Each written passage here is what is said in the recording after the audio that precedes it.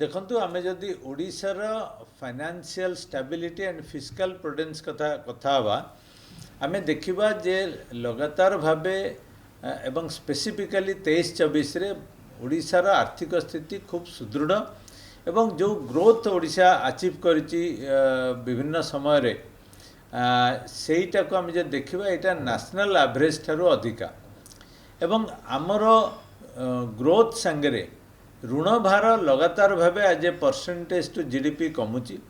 आमे गोटे revenue surplus state आमर जो fiscal responsibility and budget management act अच्छी आमे ताकू कंप्लाई करिबारे बोधे भारत रे प्रथम एवं आमे जदि एई धारा को बजाय रखिबा जोटा कि सीएजी तांको रिपोर्ट रे मध्ये उल्लेख करिसंती ओडिशा आगामी दिन मानकरे खूब भल स्थिति रे रहइबा संगे संगे ओडिया मानकर जीवन धारा ओडिया मानकर Odisha as a state GDP एवं 2036 को आमे जब देखिबा ताहले गोटे विकसित राज्य हिसाब से ओडिशा परिगणित होबो एवं जो 5-6टी राज्य वर्तमान अच्छंती जो माने अग्रणी राज्य हिसाब से तांको तुलना रे ओडिशार स्थिति निश्चय बहुत तांको पाखापाखी जीव आमे जब देखिया महाराष्ट्र तमिलनाडु गुजरात कर्नाटक हरियाणा यही सब स्टेट आमे जब देखिबा एवं आमर वर्तमान सरकार जो स्वप्न अच्छी जे गोटे विकसित राज्य सांगरे विकसित शिल्पायन विकसित मानदंड लोकमानक चलनी एवं ता संगे संगे आमर जो नेचुरल रिसोर्सेस अच्छी ताकू किभली आमे ठीक भाव में यूटिलाइज करि परिबा कंचा माल जगह फिनिश प्रोडक्ट तैयारी करि परिबा फिनिश प्रोडक्ट जगह वैल्यू एडेड प्रोडक्ट करि परिबा इंजीनियरिंग प्रोडक्ट करि परिबा आमे जदि सेतिरे सफल हबा ताहले ओडिशा गोटे निश्चय अग्रणी राज्य हबो एवं सीएजी रिपोर्ट मध्ये सूचौची जे ओडिशा गोटे फ्रंट लाइन स्टेट हिसाब से काउंट करा जिवो जोटा कि वर्तमान समय रे जल जल दिशुଛି सर हम जो रहउछि जो सीएजी रिपोर्ट करछि 23-24 रे भलो प्रभाव होइतला 23-24 रो येटा कोन कहिबो कोन हेइतला 23-24 देखंतु हमर जो मिनरल रिसोर्सेस अछि एमएमआरडीए अमेंडमेंट परे ओडिशार स्थिति निश्चय भल हैला हमर जो रेवेन्यू आसिला एवं रेवेन्यू आसीबा संगे संगे रेवेन्यू यूटिलाइजेशन उभय कैपिटल एक्सपेंडिचर एवं रेवेन्यू एक्सपेंडिचर जो भाव में बैलेंस करी तार खर्च करागला एवं स्पेशली मु कहबी आमे जो जीडीपी रो 6% आमे जो इंफ्रास्ट्रक्चर रे खर्च करूचु एवं ओडिशा गोटे स्टेट हिसाब से 50,000 रु अधिका खर्च करूचंती इंफ्रास्ट्रक्चर रोड एवं अन्य सेक्टर रे सेटा ओडिशा को खूब भल स्थिति को आनिबारे साहाय्य करूची एवं ता द्वारा लोक मानकर पर कैपिटा इनकम मध्य बढ़िबार लागिची एवं आमे समस्त आशा करिबा जे आमे नेशनल एवरेज पाखापाखी पहुँचबा एवं तापरे आमे जदि आमर जो इंजीनियरिंग एवं आमर जो टैलेंट और रिसोर्सेस अच्छी ताकू जदि आगु को नबा ताले आमे भी सही तमिलनाडु कर्नाटक वाली राज्य संगे समस्कंद हो पारिबा निश्चय सीएजी रिपोर्ट ठीक अच्छी एवं सीएजी राइटली रिकॉग्नाइज करिछि एवं ओडिशार पोटेंशियल को ठीक भाव में प्लेस करि पारुछि एवं ओडिशार फिस्कल मैनेजमेंट फिस्कल प्रुडेंस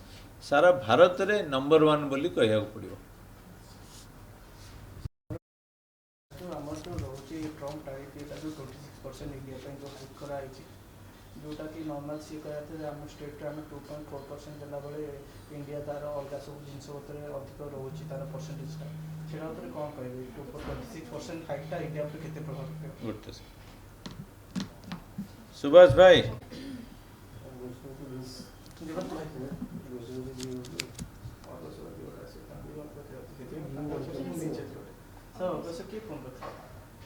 अगसर और से एठी जो भूल घर को पड़ो मु अनेक समय घरे थाए तो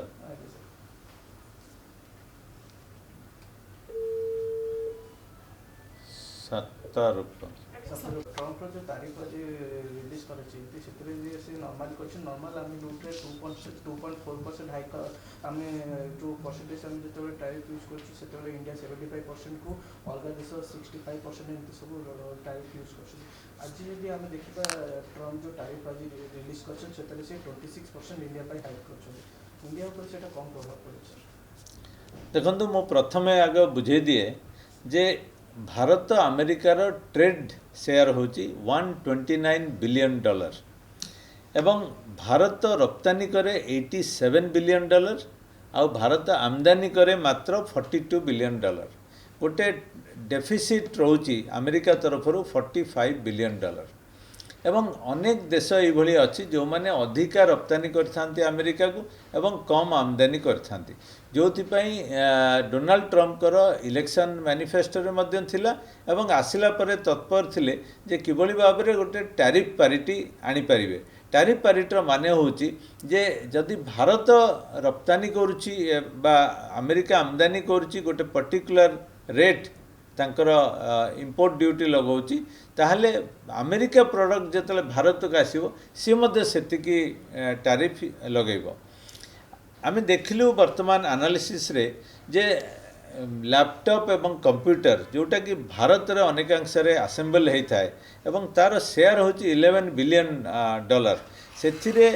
9%ର ଗ୍ୟାପ୍ ଅଛି। ତାମାନେ ଯେତିକି ଭାରତ ଚାର୍ଜ କରୁଛି ତା ଏଗେନଷ୍ଟରେ ଆମେରିକା ଚାର୍ଜ କରୁଛି ଡିଫରେନ୍ସ ହେଉଛି 9% ଏବଂ ଭେହିକିଲ୍ ଏବଂ ସ୍ପେୟାର ପାର୍ଟସ୍ ଭେହିକିଲ୍ର ସେଥିରେ ଡିଫରେନ୍ସ ହେଉଛି 23%। फार्म प्रोडक्ट्स जो एग्रीकल्चरल प्रोडक्ट्स सेटा हला 32%, मीट एंड फिश सेटा हला 28%, आमर जो डायरी प्रोडक्ट्स सेटा हला 38%, फार्मा जो आम ड्रग्स एंड फार्मास्यूटिकल करूँ सेटा हला 8.6%, जेम्स एंड ज्वेलरी उपरे 13%। तेणु तांकर कहया कथा जे आपण जेतिकी आम गुड्स को चार्ज करेंगे आमे मध्य आपण गुड्स को सेतिकी चार्ज करूँ। तेबे आर इम्पैक्ट जनरली आपण जदि देखिए भारत पाई जेहेतु भारत को अधिका चार्ज करेंगे ड्यूटी, तेणु भारतर प्रोडक्ट लेस कॉम्पिटिटिव हवा यथेष्ट सूचना अच्छी। तेबे एथिरे गोटे सिल्वर लाइनिंग अच्छी जे अन्य कॉम्पिटिंग देश तांकु जदि भारत तुलना रे अधिका चार्ज कले बा जेतिकी भारत को चार्ज करचंती सेतिकी कले ताहले भारतर स्थिति सेतेटा दुर्बल बा सेतिकी एडवर्स हब नाही, कारण अमेरिकार जो रिक्वायरमेंट अच्छी से कौट तो गोटे किणव। तेणु जदि भारत जगह विएतनाम गोटे कॉम्पिटिटर अच्छी एवं विएतनाम उपरे अधिक चार्ज कले तेणु से प्रोडक्ट गुड़िक हुए तो भारत बेसी कॉम्पिटिटिव हो पार। तेणु आमे वर्तमान वेट एंड वॉच करवा एवं भारत सरकार कॉमर्स मिनिस्ट्री मध्य लगातार भाव काम करुँचे जे नेगोशिएट करुँचे कौन कले भारतर एक्सपोर्ट अफेक्ट हेनी बा लिस्ट अफेक्ट हे एवं से समय रे अमेरिका संगे जो संपर्क आपड़ जानते जे अमेरिका भारतर संपर्क आईटी आमर अनेक लोक से देश में काम करुँच H1B वीसा मध्य बहुत दरकार। तेणु सबू जिनस को देखिकी प्राइम मिनिस्टर का ऑफिस निजे मॉनिटर करुँची जहाँ सूचना अच्छी कॉमर्स मिनिस्ट्री सांगरे मिसी किभली भाव में यही जो वर्तमान जो चैलेंज अच्छी भारत ताकू किभली भाव में गोटे अपॉर्चुनिटी हिसाब से नहीं पारिबो सेतिपाई लगातार भावे काम करुछंती। एबे येटा कर दो।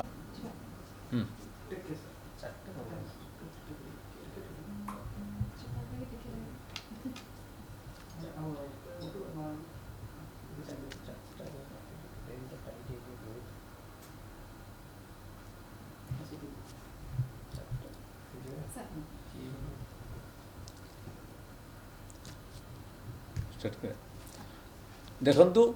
प्रथमे मु धन्यवाद देवी स्वागत करी आमर मान्यवर वर्क्स मिनिस्टर श्रीयुक्त पृथ्वीराज हरिचंदन